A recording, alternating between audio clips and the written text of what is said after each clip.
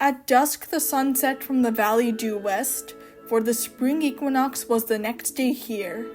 In the old days the Sabbath 'twas very much dear, for birds returned from their southern sojourn, bulbs shooting up, the strangely cold winter adjourned. The crocuses from the earth stuck out their heads, and trees forming buds returned from the dead. Strangely all these beauties were absent that old night.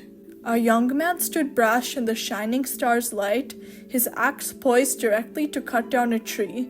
That tree was no ordinary oak, you see, for here in this tree there dwelt the folk of Fae. Oblivious to wrath that'd soon come his way, that man was the first here to cut it to earth. Of others who tried there was just no such dearth, sadly 'twas worth more than just old firewood. Immediately, surrounding the man there stood a group of fire fairies, eyes angry and mean. They marched the scared souls straight to their Faerie Queen. The queen's throne once resided in that tall oak's crown. It'd been quickly moved after it'd been cut down. Her eyes full of rage and dark fury and fear, she motioned for him to kneel down to her near, and held an open flame over his reddish gold hair. "Now," she said furiously, "look over just there. Thanks to you, my people have nowhere to go. That oak dwelling was once their beautiful home, but now it has forever been taken away. As for you, your great punishment starting today will be worse than you could possibly imagine. When you harm the fairies, thus will now happen, a fate worse than doom or destruction or death." That threat came out with her frigid, frosty breath. She would have done good had one not then intervened. A girl with hair gold and a dress of white sheen. She stood up and said now, "My queen, please consider. This man I think has something good in that bitter, pungent heart of his that all humans look to carry. The way of destruction they all seem to marry. But I believe he can now bring us some hope." Of her innocent words the queen saw the scope. At last she relented, her eyes with a glare. "I, Faerie Queen Brigid, do hereby declare, Ostara taketh him to the sacred clearing, where he will do penance right in her hearing." She sent him off with the Ostara to pray, and right about then did he now dare to say, "Thank you, dear fairy, for truly saving my life." She frowned. "This year there's been very tremendous strife, frozen winter destroying all of these woods, of nature and trees that are now no longer goods. That tree you cut down used to be invincible, until that chilly plague made it miserable. It was the last tree to now stand in our home. From our ancient lands we will now have to roam, as frozen winter will destroy the spring seeds." He answered to Ostara, "Fear not, take heed, for I will do something to save the old forest." She said, "In the days of old the elders chorused that humans gain magic and power through penance. Since the start of time, the world's due provenance, fairy and human have now been yin and yang. There is indeed another way, they have sang, if elemental magic and witchcraft now balance." The sacred grove thus then appeared quite unbalanced, for the entire world was covered with frost.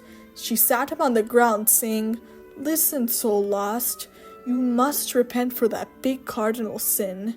He answered, "Dear fairy, your head's fallen in, for I have done absolutely nothing wrong."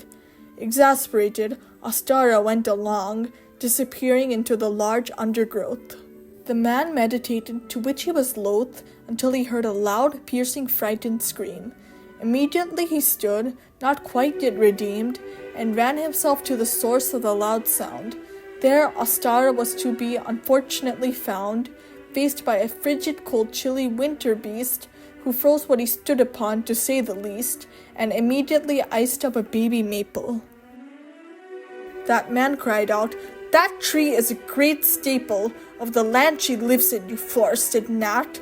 What you're doing is wrong, you big old Yule cat, for I, in fact, have now done just the right same, and I repented, for remorse is my name." Immediately, a flame ball shot from his chest, in fact singeing the Yule cat at his behest.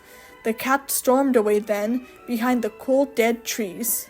The young man helped Ostara from her small knees, said, "The Yule cat has stayed in the woods too late, for all the trees and frost are dying to date."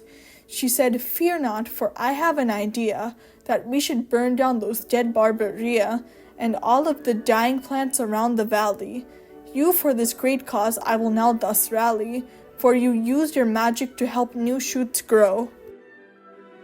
He said, "I didn't ask for this. I won't go to burn down a forest that's already dying. I won't let the queen send my butt for frying."